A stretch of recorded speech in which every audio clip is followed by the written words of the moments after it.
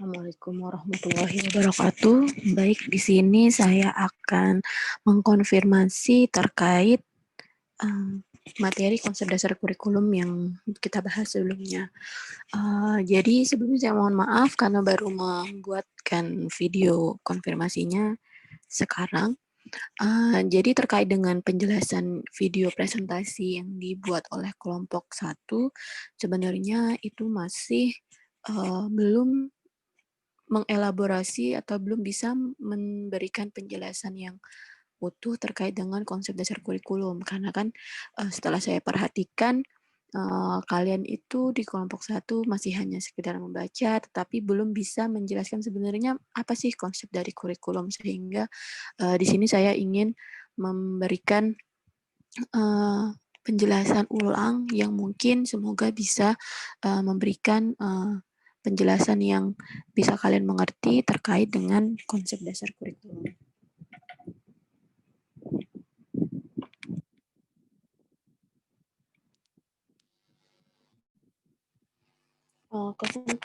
Konsep kurikulum berkembang sejalan dengan perkembangan teori dan praktik pendidikan. Jadi memang kurikulumnya tidak akan lepas dari teori dan praktik pendidikan dan juga aliran dan teori yang dianut oleh pencetus atau pemikir terkait dengan ilmu-ilmu terdahulu atau ahli-ahli pendidikan zaman dahulu dalam mendefinisikan atau mengonsepkan sebuah kurikulum gitu. Jadi memang pasti ada dasarnya terkait dengan bagaimana ahli pendidikan pada saat itu mendefinisikan kurikulum berdasarkan teori dan praktik pendidikan yang memang pada saat itu dianut oleh orang-orang terdahulu.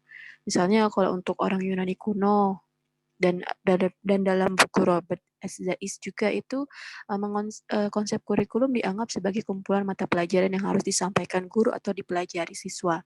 Nah, ini didasarkan pada filsafat perennialisme yang ada pada saat itu. Di mana tugas sekolah mentransfer mata pelajaran kepada siswa. Jadi pada saat itu hanya kurikulum itu hanya dipandang sebagai mata pelajaran saja, seperangkat pengetahuan yang memang itu sudah ada pada saat itu, sudah ditemukan kan oleh ilmuwan-ilmuwan terdahulu dan ilmu-ilmu tersebutlah yang harus dipelajari oleh siswa pada saat itu gitu ya. Jadi guru itu tidak ada perannya dalam mengkonstruk mata pelajarannya apa, terus siswanya mau belajar apa itu tidak ada karena memang sudah dianggap bahwa ya udah mata pelajaran itu yang ada pada saat itu pengetahuan-pengetahuan yang memang sudah ditemukan pada saat itu mulai dari Yunani kuno itu merupakan hal-hal atau ilmu pengetahuan yang memang harus diketahui oleh orang-orang pada saat itu sehingga konsep kurikulum dianggap sebagai sekumpulan mata pelajaran. Dan di sini tugas sekolah hanya mentransfer mata pelajaran tersebut kepada siswa. Nah, akan tetapi terdapat perbedaan juga terkait dengan konsep kurikulum menurut Caswell and Campbell, lalu Ronald C. Dole. Jadi pendapat-pendapat yang muncul selanjutnya itu mulai beralih dari hanya sekumpulan mata pelajaran yang itu mungkin jadinya bersifat pasif ya si siswa itu karena kan siswa cuma menerima apa yang diberikan oleh guru oleh sekolah seperti itu. Jadi pendapat-pendapat selanjutnya itu terkait dengan konsep kurikulum mulai beralih kepada penekanan pada isi dan juga lebih memberikan penekanan pada sekumpulan pengalaman yang ditawarkan atau diberikan kepada siswa, di mana pengalaman tersebut berada di bawah pengarahan sekolah.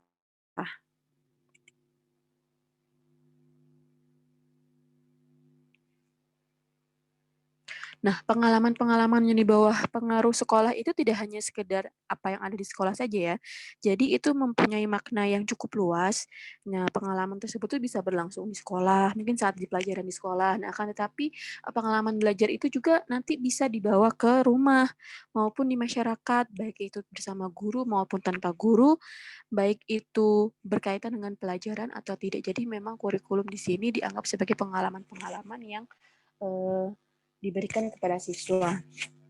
Dan guru itu merupakan fasilitator yang mendorong terjadinya pengalaman serta menyediakan fasilitas-fasilitas bagi siswa untuk mendapatkan pengalaman yang memang ditawarkan atau diberikan oleh sekolah. Nah, beda lagi dengan konsep kurikulum yang dilakukan atau yang dijabarkan oleh Maurits Johnson. Jadi, kalau misalnya menurut Maurits Johnson, ada perbedaan antara pengajaran dan kurikulum. Jadi kalau misalnya tadi Caswell and Campbell, Ronald J. Dole itu menganggap bahwa interaksi dan pengalaman-pengalaman yang ada dalam pembelajaran baik itu di sekolah maupun di lingkungan rumah atau di masyarakat itu bukan merupakan kurikulum tetapi pengajaran. Jadi di sini Maurits Johnson memberi batasan antara kurikulum dan pengajaran. Kalau kurikulum itu dia dianggap hanya menggambarkan hasil dari pengajaran. Jadi hanya sebuah a structured series of intended learning outcomes. Jadi hanya hasil belajar yang diharapkan oleh guru untuk dicapai siswa. Nah, semua yang berkenaan dengan perencanaan dan pelaksanaan, lalu hal ini terkait dengan perencanaan isi materi pembelajaran, kegiatan belajar mengajar, evaluasi itu masuk dalam pengertian konsep pengajaran. Sedangkan untuk kurikulum itu hanya berkenaan dengan hasil-hasil belajar saja yang diharapkan dicapai oleh siswa sehingga di sini saya dituliskan di konsep kurikulum pada PPT ini menurut Maurice Johnson kurikulum menggambarkan menggambarkan hasil dari pengajaran yang mana itu diharapkan dicapai oleh siswa. Nah, jika dilihat dari konsep kurikulum dalam sistem persekolahan, menurut McDonald, itu kurikulum merupakan kegiatan atau upaya yang dilakukan sebagai respon terhadap kegiatan mengajar yang diberikan oleh guru. Jadi sistem persekolahan menurut McDonald ada 4, mengajar, belajar, pembelajaran, dan kurikulum. Nah, kalau mengajar itu kan kegiatan atau pelakuan profesional yang diberikan oleh guru. Belajar itu merupakan kegiatan atau upaya yang dilakukan sebagai respon terhadap kegiatan mengajar yang diberikan oleh guru. Pembelajaran itu keseluruhan dari kegiatan yang memungkinkan adanya interaksi belajar mengajar tadi. Dan kurikulum inilah merupakan kegiatan atau upaya yang dilakukan sebagai respon terhadap kegiatan mengajar yang diberikan oleh guru. Ini menurut McDonald. Dan kurikulum juga bisa dibedakan menjadi kurikulum sebagai rencana tertulis atau curriculum document atau inert curriculum. Ini menurut Beauchamp. Dan bisa juga dianggap sebagai kurikulum fungsional. Nah, kalau misalnya kurikulum sebagai rencana tertulis, ini berarti dia itu hanya berupa dokumen tertulis, dan itu biasanya merupakan suatu rencana pendidikan atau pengajaran.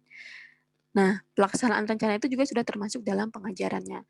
Kalau misalnya tadi menurut Maurits Johnson itu dia kurikulum itu kan berkenaan dengan hasil-hasil belajar yang diharapkan oleh siswa. Nah, di sini dia itu masuk dalam kurikulum sebagai suatu rencana pendidikan kalau misalnya dianggap sebagai rencana tertulisnya. Dan pelaksanaan rencana sudah masuk dalam pengajaran. Jadi di sini kalau misalnya kurikulum sebagai rencana tertulis ini istilahnya sebagai perencanaan yang mana nanti itu saat dilakukan itu menjadi kurikulum fungsional. Jadi kurikulum sebagai rencana tertulis ini mirip dengan konsep kurikulum yang digaungkan oleh Maurits Johnson bahwa kurikulum itu hanya sebagai rencana pendidikan yang memang itu menggambarkan hasil-hasil belajar yang yang diharapkan dicapai oleh siswa, dan pelaksanaan dari rencana itu masuk ke pengajaran tadi, gitu ya. Dan pengajaran tadi kalau misalnya dikaitkan dengan kurikulum fungsional itu berarti apa yang sudah dioperasikan di dalam kelas. Jadi rencana tadi yang berupa dokumen perencanaan untuk melaksanakan pembelajaran itu kemudian dioperasikan dalam kelas. Nah, selain itu juga ada pedoman dan mengatur lingkungan dan kegiatan yang berlangsung di dalam kelas. Nah, itu berarti merupakan kurikulum fungsional. Ini sama seperti dengan menurut McDonald tadi bahwa kurikulum fungsional ini kegiatan-kegiatan yang memang dilakukan sebagai respon terhadap kegiatan mengajar yang diberikan oleh guru.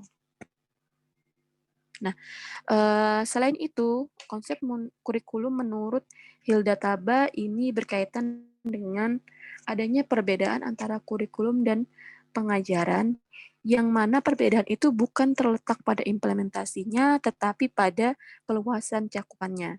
Jadi kalau misalnya menurut Hilda Taba, kurikulum itu dia memiliki cakupan tujuan isi dan metode yang lebih luas atau lebih umum, sedangkan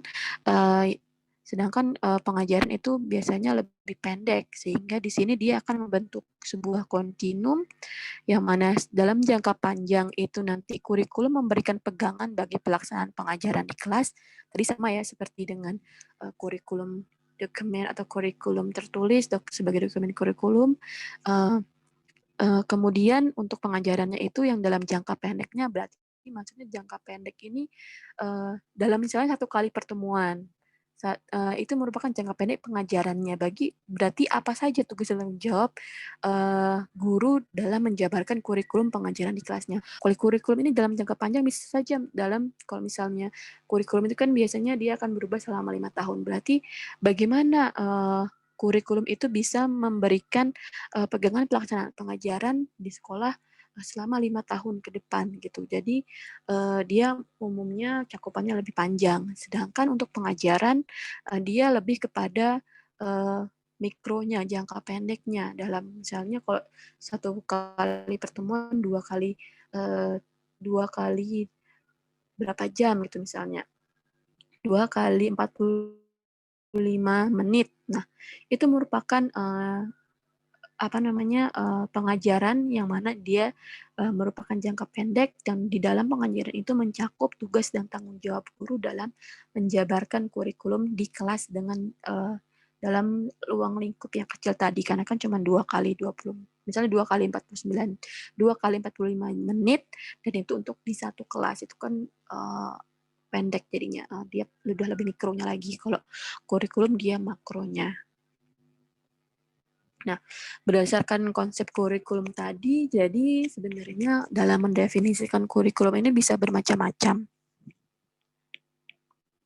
Jadi dalam mendefinisikan kurikulum bisa bermacam-macam. Ada kurikulum yang dianggap sebagai rencana pembelajaran,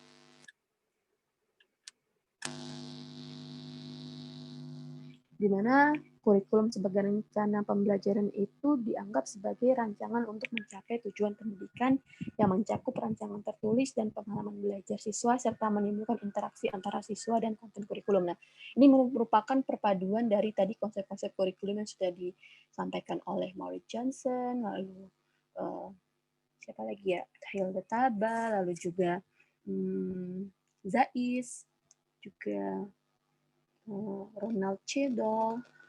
Nah, itu berarti kurikulum dianggap sebagai rencana pembelajaran. Pengalaman, ada rencana tertulis, ada interaksi antara siswa dan juga konten kurikulum. Nah, kurikulum juga dianggap sebagai mata pelajaran. Nah, ini berdasarkan konsep kurikulum mulai dari zaman Yunani kuno. Jadi, kurikulum dianggap sebagai perangkat mata pelajaran yang harus dipelajari siswa di sekolah. Kemudian kurikulum dianggap sebagai konten.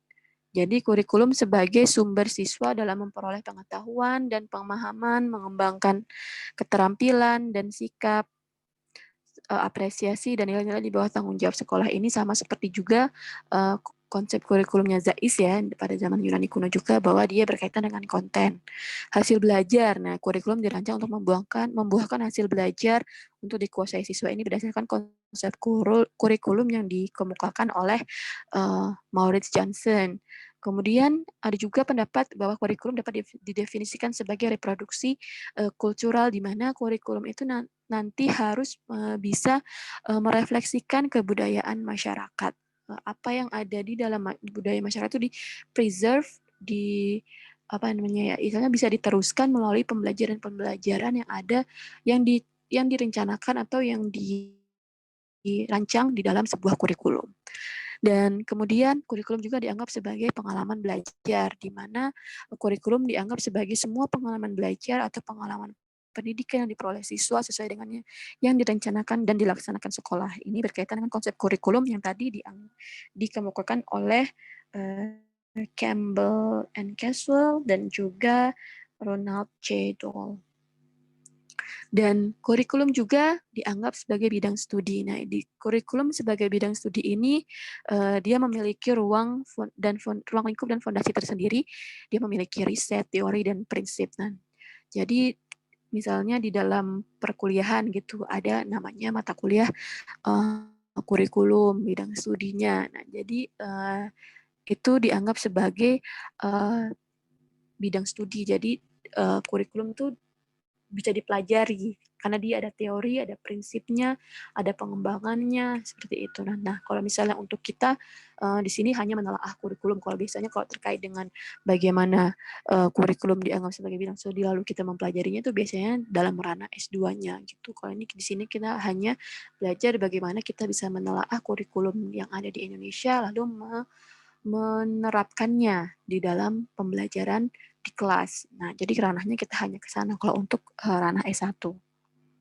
Nah, di sini tadi saya bilang ya bahwa bermula dari teori pendidikan, nanti ada teori kurikulum, dan itu menghasilkan kurikulum.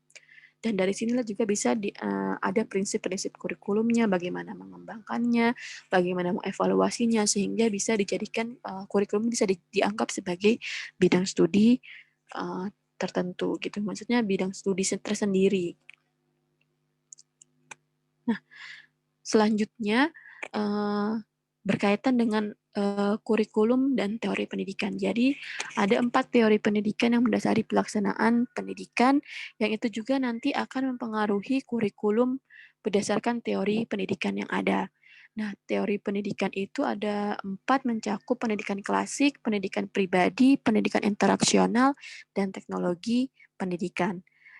Menurut pendidikan klasik, teori pendidikan ini didasarkan bahwa adanya pengetahuan, ide atau nilai itu sudah ditemukan oleh para pemikir terdahulu. Jadi pendidikan dalam teori pendidikan klasik dianggap atau mempunyai fungsi dalam meneruskan semua warisan budaya kepada generasi berikutnya.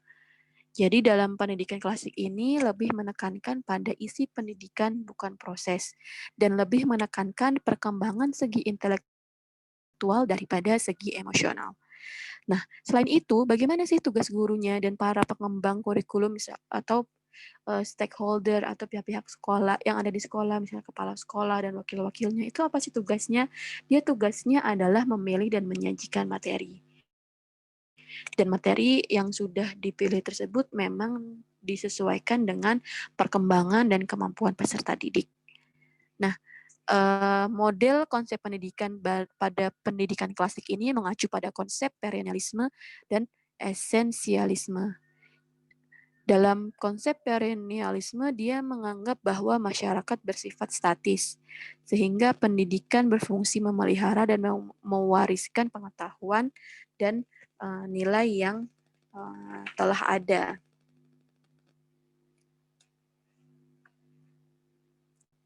Sedangkan kalau untuk esensialisme,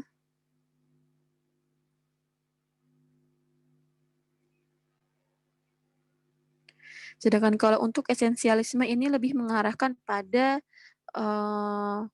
sains daripada humanitas. Jadi mereka lebih ke arah pragmatis, di mana pendidikan diarahkan dalam mempersiapkan generasi muda untuk terjun ke dunia kerja. Jadi ini berorientasi pada masa sekarang dan yang akan datang, yang mana isi pengajaran tadi, materi-materi ilmu yang dipilih itu memang diarahkan kepada pembentukan keterampilan dan pengembangan kemampuan vokasional. Jadi kalau para esensialis yang berdasarkan konsep esensialis, itu dia bersifat praktis ya, jadi mengutamakan kerja dan kompetensi di selain dari kerjasama gitu. Itu terkait dengan esensialisme, sehingga tujuan utama pendidikan menurut para esensialis ini lebih memperoleh bagaimana nanti setelah belajar dari sekolah, siswa itu bisa mempunyai pekerjaan yang baik, dapat bekerja sama yang lebih baik dengan orang lain dari berbagai lapisan masyarakat, bisa memperoleh penghasilan lebih banyak sehingga mereka ke arah praktisnya tadi ada keterampilan-keterampilan vokasionalnya terutama untuk mencapai sukses dalam kehidupan, terutama sukses secara ekonomis. Nah, ini kalau misalnya model-model yang dianggap uh, berdasarkan konsep pendidikan esensialisme.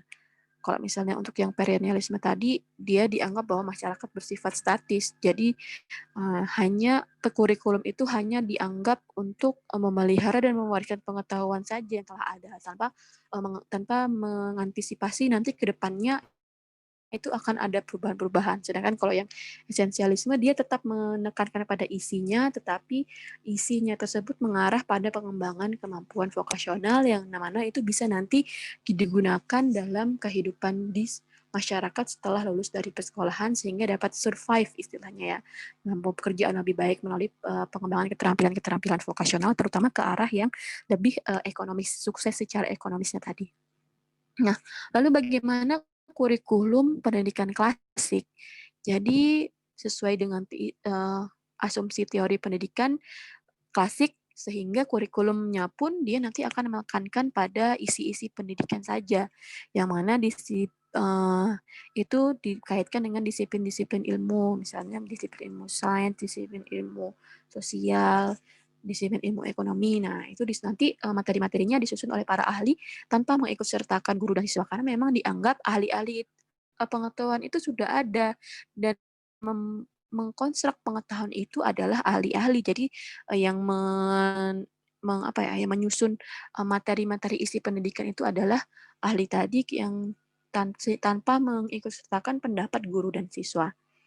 Nah, kalau dilihat dari isinya, isi dari kurikulum pendidikan klasik ini disusun secara logis, sistematis, berstruktur, dan berpusat pada segi intelektual. Jadi, dia lebih kepada penekanan kognitifnya ke arah peningkatan intelektual dan sedikit memperhatikan segi sosial atau psikologis peserta didik. Nah, di sini guru berperan lebih dominan karena di mana nanti dia menentukan metode evaluasi dalam memberikan pengajaran tadi isinya itu bagaimana nanti dia akan mengajarkan ke siswanya dan dialah yang aktif dan bertanggung jawab dalam segala aspek pengajaran. Jadi kan transfer. Jadi kebanyakan dalam kurikulum pendidikan klasik ini memang nanti ujungnya metodenya ceramah karena guru lah yang aktif dalam mentransferkan ilmunya. Jadi siswa itu hanya dianggap gelas kosong saja yang memang harus diisi oleh guru. Dan di sini sudah saya jelaskan tadi kan guru berperan lebih dominan sehingga siswa itu perannya pasif.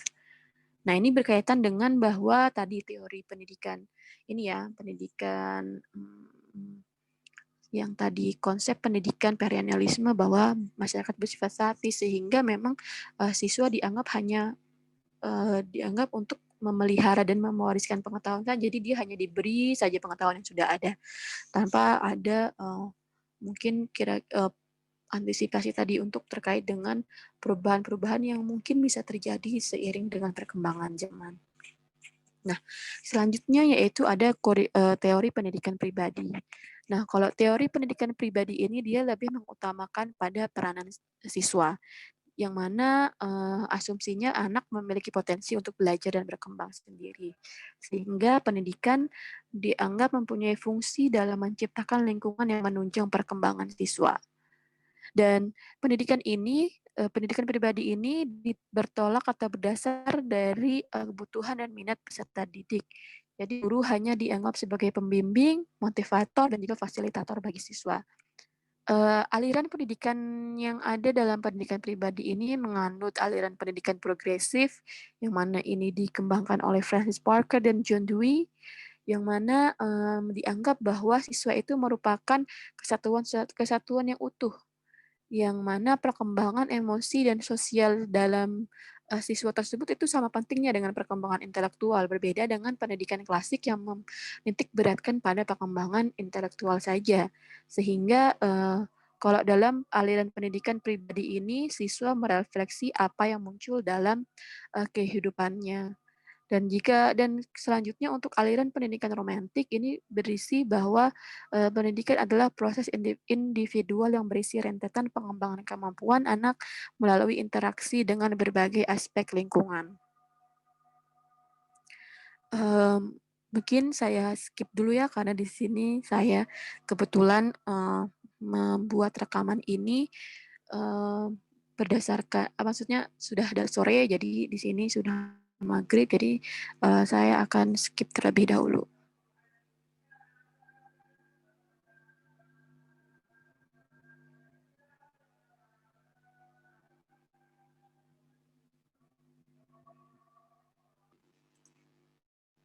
Baiklah, kita lanjutkan terkait dengan kurikulum pendidikan pribadi. Nah, jadi ini kita sudah membahas terkait dengan bagaimana teori pendidikan pribadi yang lebih menekankan kepada proses pengembangan kemampuan siswa, sehingga kurikulum pendidikan pribadi ini memang pastinya pasti akan menekankan kepada proses pengembangan kemampuan siswa. Dan materi ajar yang dipilih tadi bukan sekedar memang itu yang sudah dipilih oleh para ahli, tapi dia dipilih sesuai dengan minat dan kebutuhan siswa. Dan pengembangan kurikulum dilakukan guru dengan melibatkan siswa. Jadi memang memberikan guru ini nanti akan memberikan needs analysis, analisis kebutuhan terkait dengan apa-apa yang ingin belajar, ingin apa ya istilahnya diketahui oleh siswa, apa yang siswa inginkan untuk belajar, untuk dipelajari. Nah itu berdasarkan jadi pengembangan kurikulum memang berdasarkan analisis kebutuhan dari kebutuhan siswa tadi, minat dan kebutuhan siswa tadi. Dan di sini ada kurikulum minimal yang memang dalam implementasinya nanti dikembangkan bersama siswa. Jadi ada minimal kayak istilahnya standarnya bahwa kurikulum nanti siswa dengan berjalannya kurikulum saat selesai nanti akan ada kemampuan-kemampuan minimal yang bisa dimiliki oleh siswa, tetapi nanti dalam implementasinya ini dia bisa saja berubah sesuai dengan minat dan kebutuhan siswa. Artinya bisa saja nanti isi dari kurikulum itu akan melebihi dari kurikulum minimal yang memang sudah direncanakan oleh guru sebelumnya gitu. Jadi itu memang berdasarkan progres dari perkembangan zaman, kira-kira apa sih yang perkembangan waktu ke waktu, kira-kira apa sih yang memang dibutuhkan oleh siswa nanti. Jadi ada minimalnya, tetapi minimal itu hanya sebagai acuan saja. Jadi tidak harus dan dia bersifat fleksibel, jadi tidak harus hanya yang minimal itu saja, tapi nanti apa yang dipelajari bisa melebihi daripada kurikulum minimal yang sudah direncanakan tadi.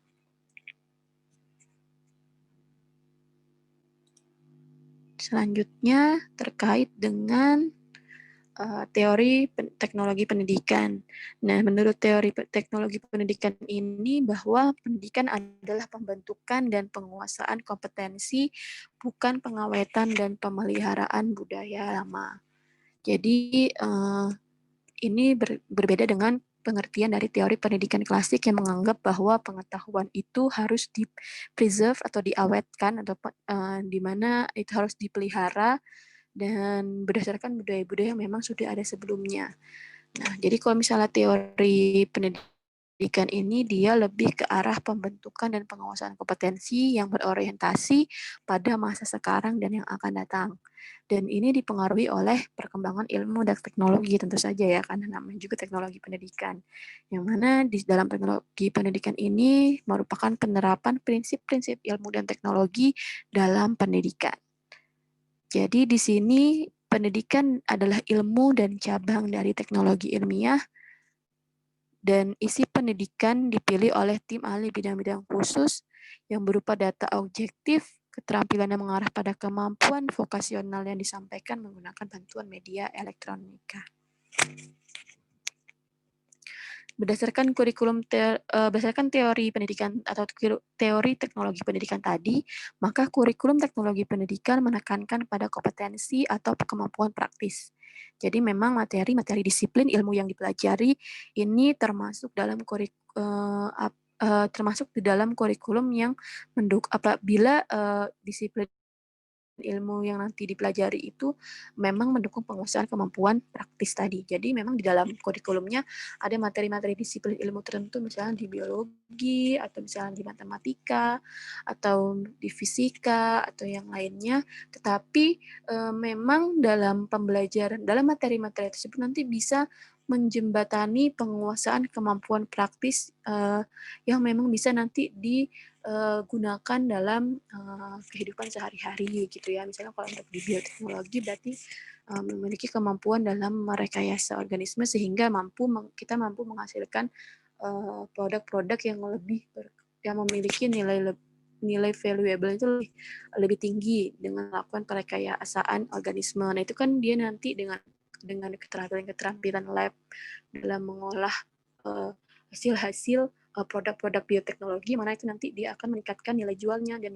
bisa juga eee, nilai gizinya, sehingga nanti, itu bisa meningkatkan taraf hidup manusia. Nah, hal itu, bisa dimasukkan dalam kurikulum dalam konsep, teori teknologi pendidikan jika, materi-materi ilmu yang dimasukkan dalam kurikulum itu memang mendukung penguasaan kemampuan praktis dan kompetensi yang memang diperlukan, untuk tadi ya sama seperti yang konsepnya esensialisme bahwa, dari setelah kurikulum nanti dia akan, ini, bagaimana siswa itu nanti bisa beradaptasi, bisa survive di dalam kehidupan masyarakat.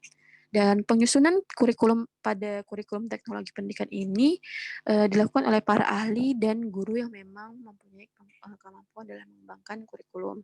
Dan perangkat kurikulumnya cukup lengkap, mencakup struktur dan sebaran mata pelajaran, paket belajar, ada modul, ada medianya, baik itu dalam bentuk video maupun, paket program-program komputer untuk mendukung tadi kan karena memang ini berbasis, teknologi ya, jadi memang lebih penekanan pada, hal-hal yang berkaitan dengan teknologi. Dan di dalam satuan bahan ajar dalam kurikulum teknologi pendidikan ini mencakup kegiatan pembelajaran dan juga alat penilaiannya. Untuk yang terakhir yaitu pendidikan interaksional. Jadi teori pendidikan interaksional ini didasarkan pada asumsi bahwa manusia adalah makhluk sosial sehingga dia membutuhkan manusia lainnya, selalu hidup bersama dan pasti akan berinteraksi dan bekerja sama. Nah, di sini pendidikan dianggap sebagai salah satu bentuk, interaksi atau kerjasama yang memiliki inti kerjasama. Yang mana pendidikan menekankan interaksi kedua belah pihak, guru kepada siswa dan siswa kepada guru, serta interaksi antara siswa dengan bahan ajar. Kalau pada teori pendidikan klasik itu kan hanya dari guru ke siswa saja.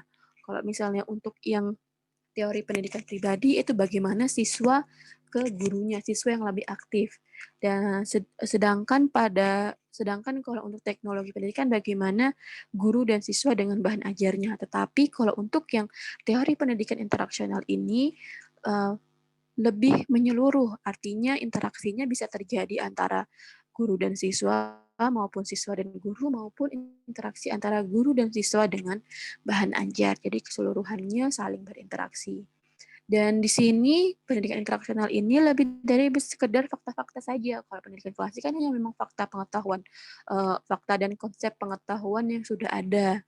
Nah, sedangkan kalau interaksional ini bagaimana siswa nanti bisa melakukan serangkaian langkah-langkah metode ilmiah, pemahaman eksperimental dari fakta, lalu bagaimana fakta itu bisa diinterpretasikan dan dikaitkan dalam konteks kehidupannya. Jadi dia lebih bersifat interaktif, tadi yang dianggap sebagai bahan ajar dan apa-apa yang ada lingkungannya itu bisa dijadikan sebagai bahan ajar bagi siswa dalam memahami memang pengetahuan yang atau fakta-fakta yang memang dipelajari saat di sekolah. Dan proses belajar di sini terjadi melalui dialog dengan orang lain, baik itu guru, teman, atau yang lainnya. Jadi proses belajarnya bukan hanya ceramah dari guru dan ke siswa saja, atau siswa yang lebih aktif saja, tapi di sini dialog antara guru dan siswa, dialog antara, maksudnya ada interaksinya juga antara siswa dan bahan ajar, sehingga di sini guru mempunyai peran dalam menciptakan situasi dialog dengan dasar saling mempercayai dan saling membantu. Jadi mungkin ada bentuk kelompok, gitu ya. Jadi sehingga dalam belajarnya itu bukan individual, ceramah kan hanya individual saja ya mengerti ya kalau dia mendengarkan mengerti, tapi dengan adanya dialog di sini nanti ada siswa yang kurang paham bisa bertanya kepada siswa satu kelompoknya yang sudah paham terhadap materi yang sudah dipelajari sehingga timbullah namanya nanti peer teaching berdasarkan dialog tadi, saling mempercayai dan saling membantu. Nah, kurikulum pendidikan interaksional ini bagaimana jadinya?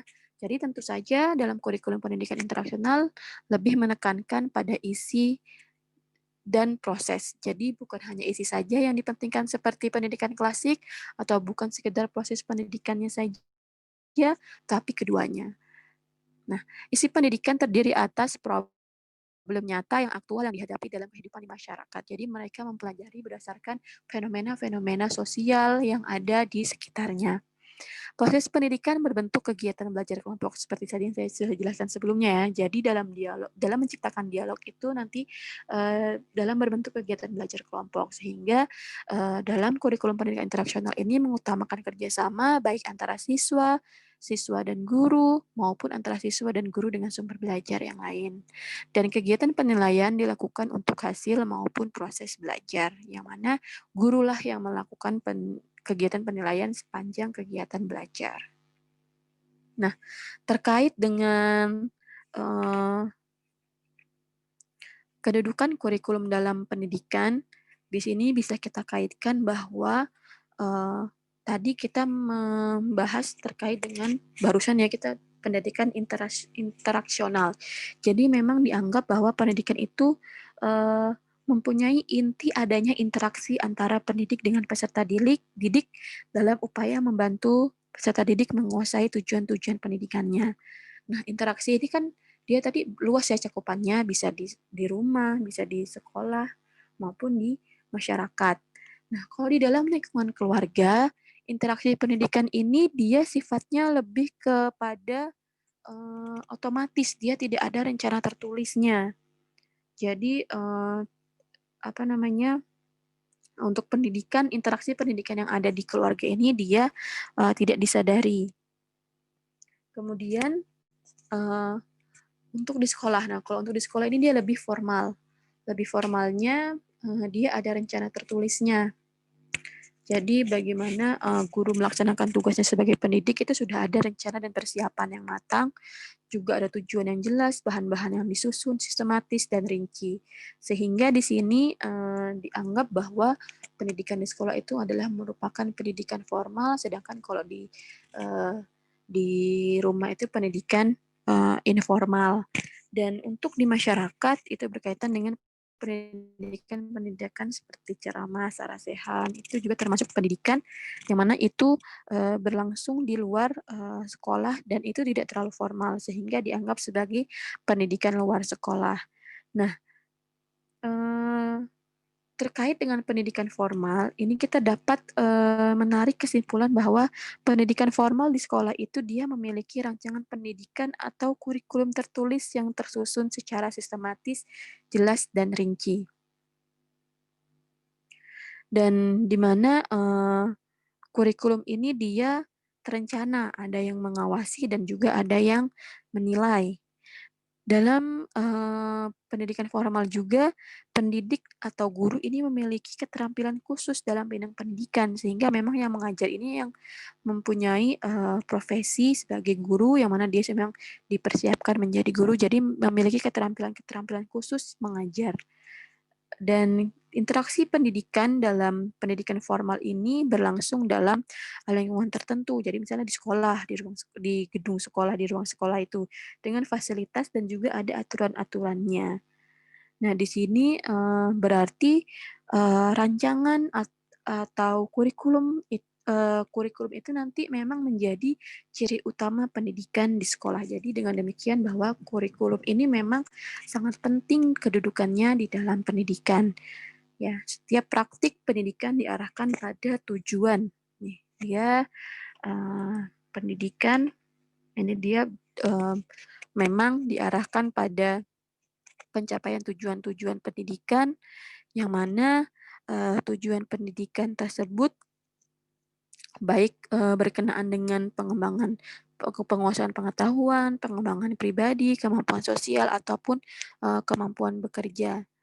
Nah, Untuk mencapai tujuan-tujuan tersebut, maka dibuatlah, dirancanglah isi, pembelajaran, baik itu mencakup bagaimana, apa bahan pelajarannya, terus apa saja kemampuan-kemampuan yang harus eee, harus dikuasai dalam, menentukan metode dalam menyampaikan isi tadi, itu berkaitan dengan proses. Nah, lalu bagaimana, hasil dari proses tersebut, dari proses pengajaran tersebut dalam mengajarkan isi yang untuk, mencapai tujuan pendidikan tadi, memang sudah sesuai dengan, harapan. Jadi apakah, proses tersebut, bisa mencapai tujuan pendidikan itu melalui evaluasi. Dan, evaluasi ini berkaitan dengan interaksi antara, tadi ini komponen-komponen dari pengajaran dengan peserta didik, pendidikan dan peserta didik ini dirangkum dalam serangkaian, di dalam lingkup kurikulum tadi tertulis, sedangkan isi proses dan evaluasi ini di dalam pengajarannya. Yang mana, eee tadi, baik itu tujuan, isi, proses, dan evaluasi ini, berpedoman pada kurikulum. Kemudian berpedoman juga pada interaksi, pendidikan antara guru dan siswa atau peserta didik, dan interaksi ini tidak berlangsung di dalam ruang hampa tadi, kan di dalam kelas, tidak hanya di dalam kelas saja, dia juga bisa di dalam lingkungan, siswa. Lingkungan fisik, alam, sosial budaya, ekonomi, politik, dan religi. Nah, jadi, di sinilah kaitan atau kedudukan kurikulum dalam pendidikan, utamanya dalam pendidikan formal. Kalau misalnya untuk pendidikan, less formal atau pendidikan luar sekolah dan pendidikan, di dalam keluarga itu tidak memiliki kurikulum. Jadi memang kedudukan kurikulum dalam pendidikan ini sangat identik dengan, pendidikan formal. Dan kurikulum, kaitannya dengan pembelajaran ini merupakan satu kesatuan yang tidak bisa dipisahkan, artinya, kurikulum memberikan arah pembelajaran walaupun memang kurikulum tidak memuat rencana pembelajaran. Jadi, rencana pembelajaran dalam misalnya satu kali pertemuan gitu ya. Jadi, kurikulum memberikan arahnya saja sih, memberikan arahnya. Dalam satu pertemuan itu nanti apa saja sih yang harus dicapai atau apa saja yang harus diajarkan. Nah, itu berdasarkan dari kurikulum. Sedangkan, kalau kurikulum ini dia tidak secara, detail ya menyampaikan bahwa, "Oh, bagaimana caranya mengajarkan tujuan ini, itu ada langkah-langkah yang tertentu." Nah, itu tidak. Untuk bagaimana, isi atau tujuan dari kurikulum atau rancangan, hasil belajar yang ingin dicapai di kurikulum itu nanti dijabarkan secara mandiri oleh, guru. Jadi, dokumen tertulisnya berupa kurikulum saja, tetapi dalam proses, action-nya itu gurulah yang menentukan di dalam bentuk pengajaran dan pembelajaran. Nah, jadi kurikulum mengacu pada program, rencana, konten, dan pengalaman belajar, sedangkan pembelajaran itu merujuk pada metodologi, kegiatan pengajaran, implementasi, dan realisasi dari rancangan kurikulum. Dengan demikian, tidak ada perbedaan atau dikotomi atau pemisahan dari antara kurikulum dan pembelajaran. Nah, mungkin itu yang dapat saya sampaikan, terkait dengan materinya. Jadi, bisa bisa dirasakan ya oleh kalian bahwa, apa yang disampaikan oleh teman kelompok satu sebelumnya itu masih belum secara gamblang menjelaskan poin-poin dari apa sih konsep kurikulum, apa sih definisinya, lalu bagaimana kedudukan, kurikulum dalam pendidikan, bagaimana keterkaitan antara kurikulum dan teori pendidikan. Nah, saya harap bentuk presentasi yang saya berikan ini bisa kalian contoh dalam membuat presentasi-presentasi selanjutnya. Jadi bukan hanya sekedar membaca saja tanpa menjelaskan maksud dari apa yang kalian baca. Nah, di sini memang butuh latihan. Jadi tidak tidak tidak bisa cepat langsung bisa, tetapi harus dalam proses pembiasaan, mulai saya dari sekarang belajar gitu ya. Jadi jangan sampai kalian sudah saya berikan contohnya uh,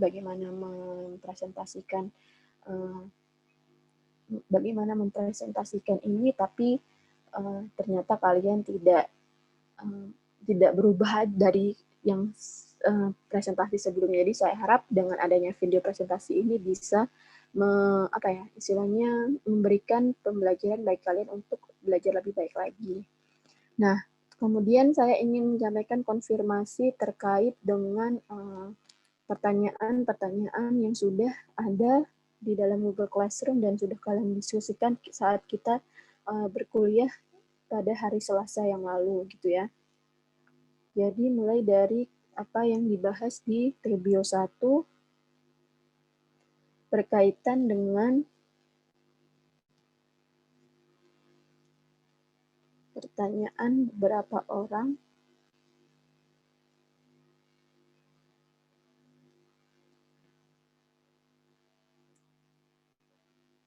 Nah, ini dari Rafika Basri terkait dengan apa yang bisa dilakukan oleh guru dalam pembaharuan kurikulum yang mungkin bisa saja terjadi, kemudian mengapa kurikulum pendidikan harus diperbarui. Sebenarnya ini kan sebenarnya ini tidak relevan dengan pertanyaan konsep dasar kurikulum ya. Terus bagaimana menurut kalian jika kedudukan kurikulum tidak lagi dianggap penting di dalam pendidikan? Sebenarnya tidak sesuai dengan apa yang kita bahas konsep kurikulum.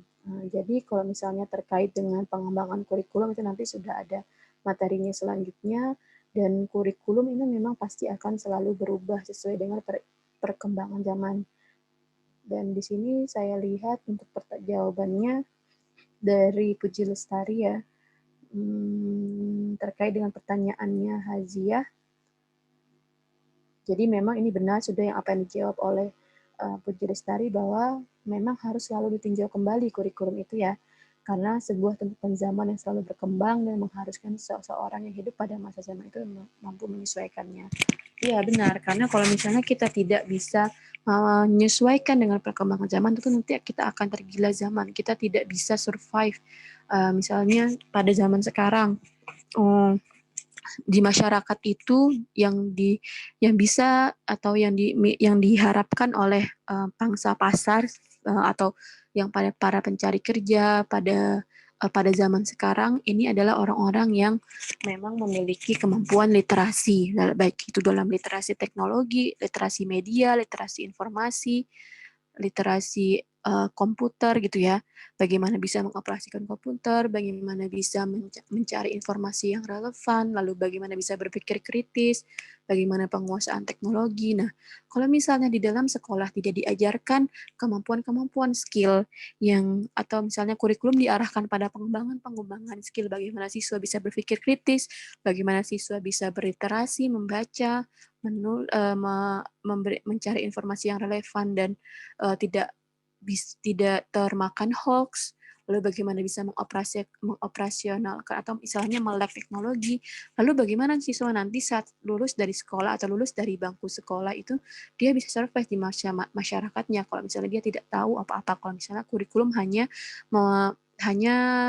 statis saja, hanya berdasarkan apa yang sudah ada sebelumnya. Makanya dalam kurun waktu tertentu ada perubahan-perubahan kurikulum yang memang itu pasti didasarkan pada perkembangan zaman. Lalu apakah apa yang akan terjadi jika kedudukan kurikulum tidak lagi dianggap penting dalam pendidikan? Tentu saja pendidikan akan kacau karena tidak ada perencanaan antara garis awalnya pendidikan sampai nanti garis akhir yang memang yang ingin dicapai dari proses pembelajaran. Jadi sama seperti dengan perencanaan ini akan menentukan nanti output-nya seperti apa. Jadi memang harus direncanakan. Kalau misalnya tidak ada kurikulum sebagai rencana pendidikan ini, tentu saja nanti ke depannya akan tidak ada keteraturannya. Jadi untuk misalnya kalau misalnya tidak ada kurikulum nasional yang menentukan selama 5 tahun ke depan Indonesia itu harus masyarakat Indonesia itu harus seperti apa sih? Nah, sedangkan kan masyarakat Indonesia ini kan beragam. Kalau misalnya tidak ada kurikulum yang menyatukan semua keberagaman dari Indonesia ini, tentu nanti Indonesia akan terpecah belah kan. oh orang Sumatera inginnya begini arah pendidikannya, orang Jawa ingin begini arah pendidikannya. Sehingga nanti bisa saja ada gap antara orang Sumatera, orang Jawa, orang Kalimantan, sehingga nanti dalam pola pikir, dalam dalam situasi kehidupan sehari-harinya tentu saja tidak akan sinkron dan tidak akan bisa survive dan beradaptasi, sehingga memang kurikulum ini sangat penting untuk di apa ya istilahnya diutamakan dalam pendidikan baik di Indonesia maupun di negara yang lainnya. Mungkin bisa ya nanti kalian mencari kira-kira di mana ya ayat ayat atau hadis yang menitik beratkan bahwa perencanaan itu penting. Jadi nanti ini bisa kita kaitkan dengan ayat-ayat atau hadis yang berkaitan dengan kurikulum. Bagaimana perencanaan itu sangat penting sehingga kurikulum dalam pendidikan ini memiliki kedudukan yang sangat penting sehingga jangan sampai kurikulum itu dilepaskan dari pendidikan. Kemudian untuk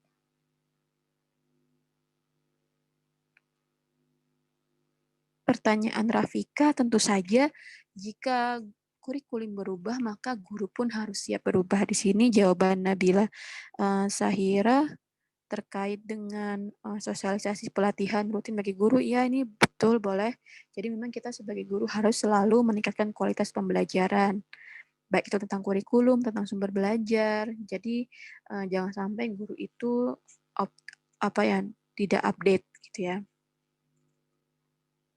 Dan memang guru sebagai ujung tombak pencapaian tujuan pendidikan. Seperti yang saya bilang tadi ya, kurikulum itu dia hanya dokumen tertulisnya saja. Bagaimana dia bisa menjadi kurikulum fungsional itu ada di tangan guru. Bagaimana guru bisa menjabarkan apa yang ada dalam kurikulum, sehingga memang gurulah yang menjadi ujung tombak dari keberhasilan sesuatu kurikulum yang memang sudah ada di dalam suatu negara. Jadi gurulah ujung tombaknya, sehingga kita harus benar-benar berlatih, harus benar-benar menguasai terkait dengan apa-apa yang dibutuhkan dalam mengajar, keterampilan apa yang dibutuhkan dalam mengajar, dan dipersiapkan untuk memang nanti kalian belajar atau mengajar di sekolah.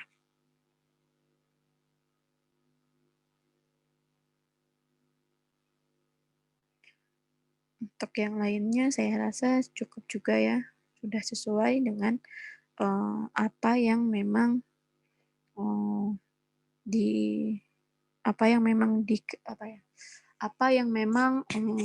saya harapkan jawabannya itu memang sudah cukup terkait dengan pertanyaan-pertanyaan yang diberikan.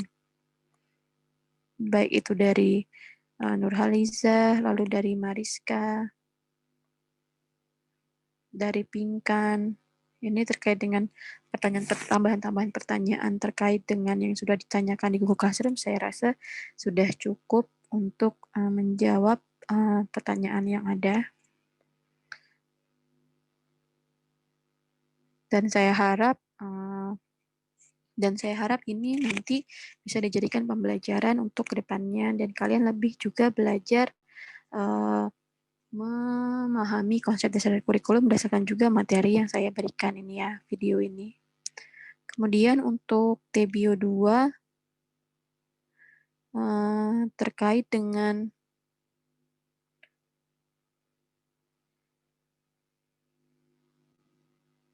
pertanyaan-pertanyaan yang ada di TBio 2, saya coba cek dulu.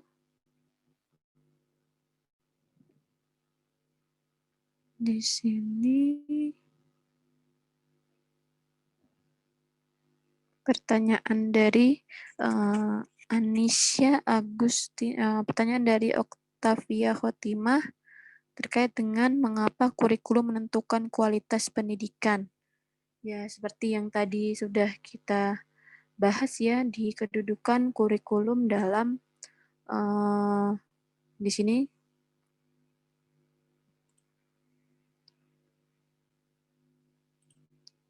Sini sangat penting ya. Jadi salah satu ciri pendidikan formal di sekolah itu kan memang adanya kurikulum, dan kurikulum ini kan nanti dia kalau misalnya kita tarik dari pengertian-pengertian konsep kurikulum sebelumnya, baik itu dari teori pendidikan interaksional, lalu teknologi pendidikan, memang nanti ada hasil keluaran yang memang nanti dia harus bisa memberikan sumbangsih bagi individu, baik itu siswa maupun terutama siswa ya, dalam uh, dalam kehidupan masyarakat gitu. Jadi tolak ukurnya bagaimana siswa nanti dapat survive di kehidupan masyarakat. Nah, uh, kalau misalnya apa yang terjadi di masyarakat itu sudah baik, berarti kan dia akan berkaitan dengan kualitas pendidikan. Oh, bahwa kurikulum yang direncanakan itu memang dia nanti bisa menghasilkan lulusan siswanya yang berkualitas juga, sehingga bisa meningkatkan kualitas ekonomi, kualitas kehidupan yang ada di suatu negara, sehingga memang kurikulum yang ada itu pasti akan menentukan kualitas pendidikannya, karena itu dia merupakan rencana-rencana yang mana nanti itu berkaitan dengan hasil belajar yang harus dicapai oleh siswa. Jadi kalau misalnya rencananya tidak bagus, ya hasilnya juga tidak bagus, sehingga kualitas juga tidak bagus, kualitas pendidikan. Jadi kan setiap negara punya tujuan pendidikan yang termaktub dalam undang-undangnya. Nah, itu bisa tercapai di salah satunya dengan bantuan adanya kurikulumnya. Bagaimana metode-metodenya dan bagaimana prosesnya yang harus dilalui, itu melalui proses mengajar-mengajar. Nah, itu bisa dilihat sebagai korelasi antara pendidikan, kurikulum, pendidikan dan kualitasnya. Jika dikaitkan juga dengan nanti output dari siswanya, bagaimana siswa ketika setelah lulus dari sekolah itu dia bisa memberikan sumbangsi yang nyata bagi peningkatan taraf hidup suatu negara tersebut. Baik itu berupa sikapnya, bagaimana nanti dia di dunia pekerjaan dia bisa bersikap dengan pimpinannya, atau bagaimana dia nanti bisa bersikap dengan masyarakat di sekitarnya, itu juga merupakan salah satu bentuk dari kualitas pendidikan. Lalu pengetahuan, bagaimana dia nanti bisa bekerja sesuai dengan kemampuan yang memang dia bidangi. Dan juga keterampilan. Nah, itu juga yang sangat penting, bagaimana dia memiliki kemampuan-kemampuan yang memang diperlukan yang diperlukan pada saat itu. Jadi memang kualitas pendidikan nanti tentu saja berkaitan dengan kurikulum dalam sekolahnya itu, dalam perencanaannya. Kemudian pertanyaan dari Sauda Judaya Intana, apakah kurikulum sejalan dengan misi dan tujuan sekolah? Tentu saja iya. Di sini sudah jelas ya tujuan pendidikan. Nah, tujuan pendidikan ini nanti bisa diturunkan menjadi tujuan institusional, ya, dinas pendidikan. Kemudian juga nanti bisa turun ke satuan-satuan pendidikan, baik itu SMP, SMA, maupun SD, sehingga apa yang ada pada visi misi sekolah itu nanti pasti akan mengacu pada tujuan pendidikan, mulai dari atas, dari pendidikan nasional yang ada di undang-undang, lalu bagaimana bagaimana tujuan pendidikan yang ada dalam Kementerian Pendidikan, lalu dinas pendidikan daerah atau kota atau provinsi, kemudian diramu menjadi tujuan atau visi misi sekolah.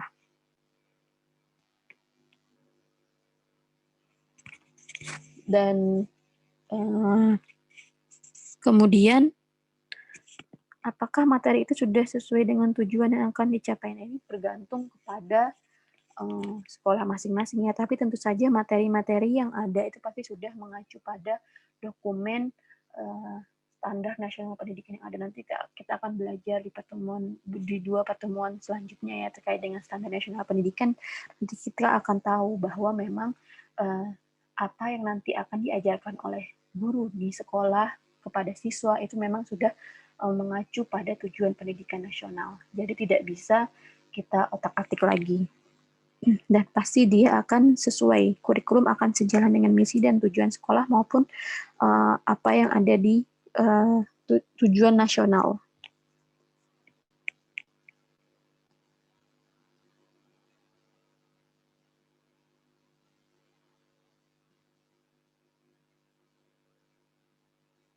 Terkait dengan pertanyaan siapa ini? Fadil ya.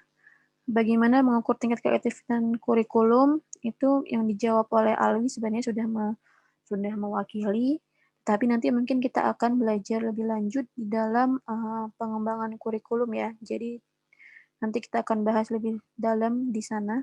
Tapi apa yang dijelaskan oleh Alwi ini sudah cukup saya rasa dalam menjawab pertanyaan Fadil.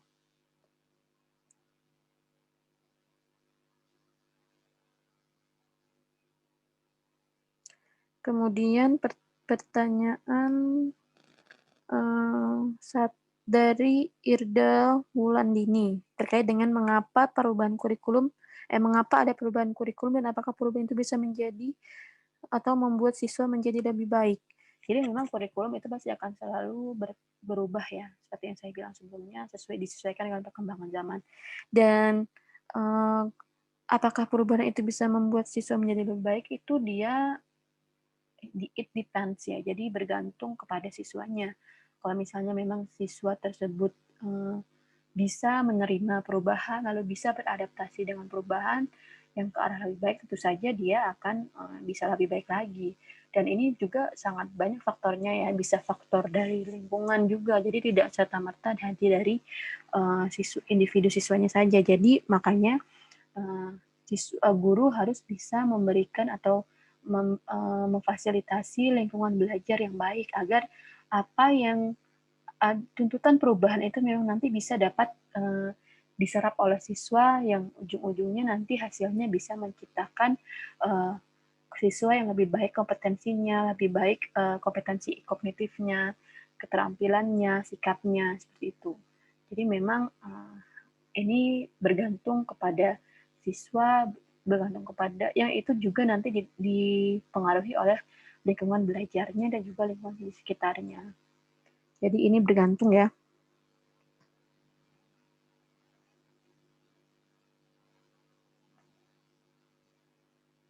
Kemudian menurut pertanyaan dari Salwa, bagaimana penerapan kurikulum di Indonesia saat ini? Apakah sudah efektif?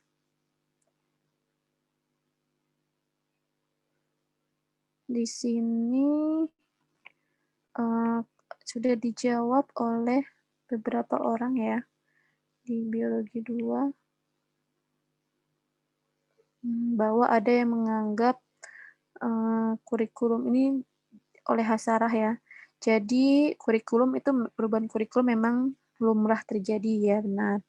Dan dengan perubahan zaman tentu saja kita akan dituntut untuk meningkatkan pola pendidikan. Oke, benar ini. Jadi perubahan kurikulum itu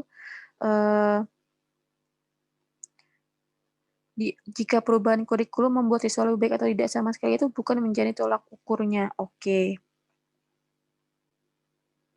Sebuah kurikulum akan berjalan baik jika siswa dan pengajar dapat menjalankan secara optimal kurikulum yang berlaku kontribusi penuh dalam pelaksanaan kurikulum. Jadi ya benar. Jadi bagaimana kurikulum itu dikatakan efektif itu memang tidak bisa dipusatkan atau tidak bisa kita berikan hanya satu pihak saja, guru saja yang bertanggung jawab dalam keefektifan kurikulum itu, tidak. Jadi pemerintah pun dalam memberikan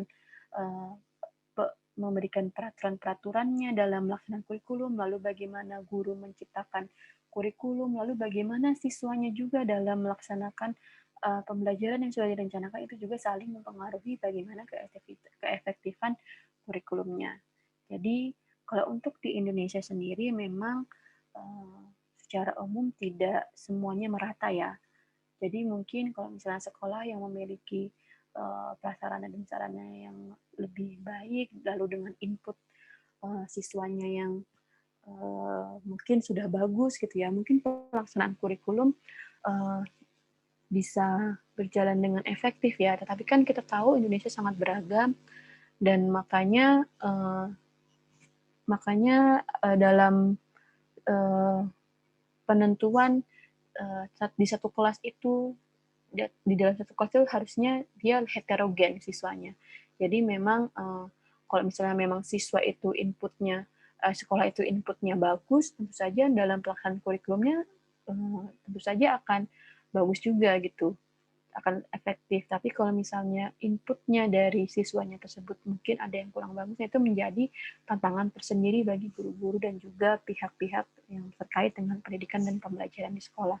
Nah, jadi untuk di Indonesia sendiri memang ada yang efektif, ada yang belum efektif, dan ini menjadi PR bagi kita semua. PR-nya bagaimana ya? Bagaimana kita ini sebagai calon guru mempersiapkan diri dengan baik dalam nanti mempersiapkan diri untuk bisa memberikan fasilitas pengajaran yang memang bisa membantu dalam mengefektifkan pelaksanaan kurikulum yang berlaku di sekolah.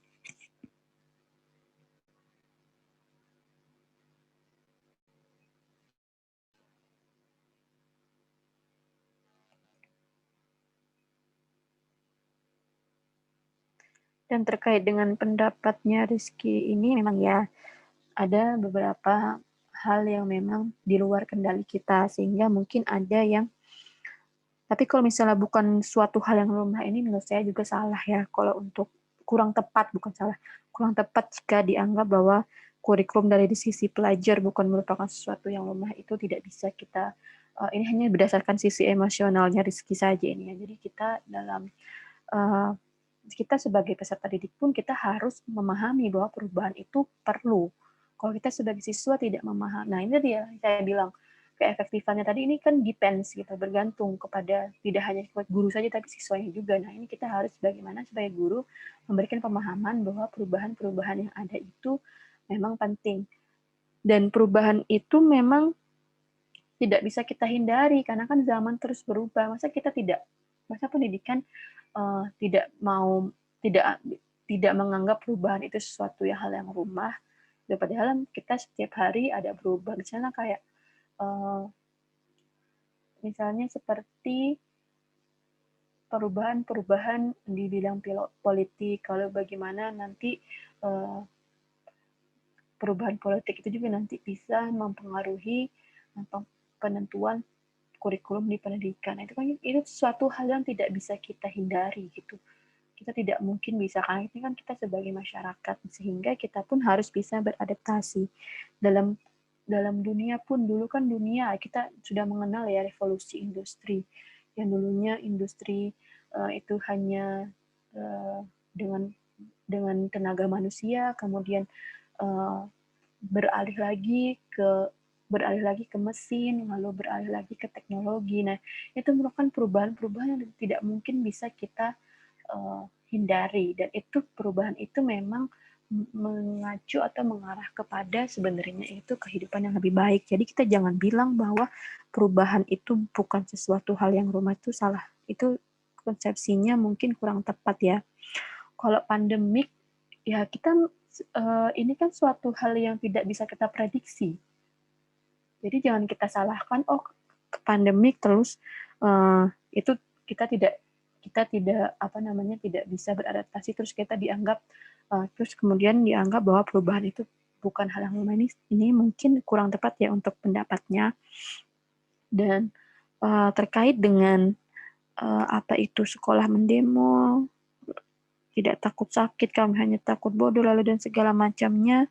Ini berkaitan dengan bagaimana kita sebagai gurunya juga nanti bisa memberikan pemahaman-pemahaman, dan ini kan bukan salahnya juga dari gurunya juga, bisa saja dari keluarganya. Kenapa dari lingkungan keluarganya tidak memberikan lingkungan belajar yang kondusif sehingga siswa itu tidak merasa terbebani gitu kan dengan berbagai macam tugas gitu. Jadi ini memang kita harus kerjasama aja. Kita jangan hanya menyalahkan guru, kita jangan hanya menyalahkan pemerintah, terus kita juga jangan menyalahkan keluarga, tapi bagaimana kita bisa saling bersinergi dalam menghadapi perubahan-perubahan yang terjadi, karena ini memang tidak bisa kita hindari. Yang perlu kita lakukan adalah beradaptasi. Dan itu tidak hanya ditanggungjawabkan pada satu pihak saja, sekolah saja, tapi semua pihak juga, baik itu siswa, sekolah, pemerintah, guru, dan keluarga, itu mencakup orang tua siswa juga. Jadi hal-hal seperti ini kan tidak apa ya, tidak tidak secara keseluruhan, mungkin hanya 1 atau 2 saja. Nah, itu mungkin memang karena ada hal-hal yang belum sinergis antara baik itu guru, sekolah maupun orang tuanya. Jadi ini tidak bisa kita salahkan dari sisi perubahannya saja gitu ya. Jadi saya harap kita bisa lebih, saya tidak menyalahkan dengan pendapat seperti ini, karena kan kita memang mempunyai kebebasan dalam berpendapat. Tapi di sini saya ingin meluruskan bahwa perubahan di dalam pendidikan itu merupakan sesuatu yang tidak bisa kita hindari karena memang zaman itu terus berubah. Bahkan dari zaman dulu, zaman kuno, yang dulu itu masyarakatnya dia nomaden, terus bagaimana dia mulai terjadi peradaban, mulai menetap, mulai melakukan pertanian, mulai melakukan perekonomian, itu kan didasarkan pada perubahan-perubahan. Bisa sampai sekarang ini kan itu berarti kan memang perubahan sesuatu yang lumrah, sehingga pendidikan pun itu harus beradaptasi dengan perubahan-perubahan yang ada. Jadi tidak mungkin kita akan stagnan di satu kondisi saja, tidak mungkin. Dan kita tugasnya sebagai guru, sebagai calon guru ya harus mempersiapkan diri untuk bisa beradaptasi terhadap perubahan-perubahan yang akan terjadi di masa yang akan datang. Sehingga saya harap nanti melalui dengan mata kuliah ini kita sama-sama belajar untuk menganalisis kurikulum yang ada di Indonesia, sehingga nanti ke depannya kita bisa melaksanakan pembelajaran yang lebih baik lagi. Mungkin cukup sekian konfirmasi dari saya. Semoga bisa didapatkan poin-poin pentingnya dan bisa kalian pahami dan bisa kalian contoh dalam membuat video presentasi maupun membuat PPT, gitu ya. Dan sekian dari saya. Saya akhiri. Wassalamualaikum warahmatullahi wabarakatuh.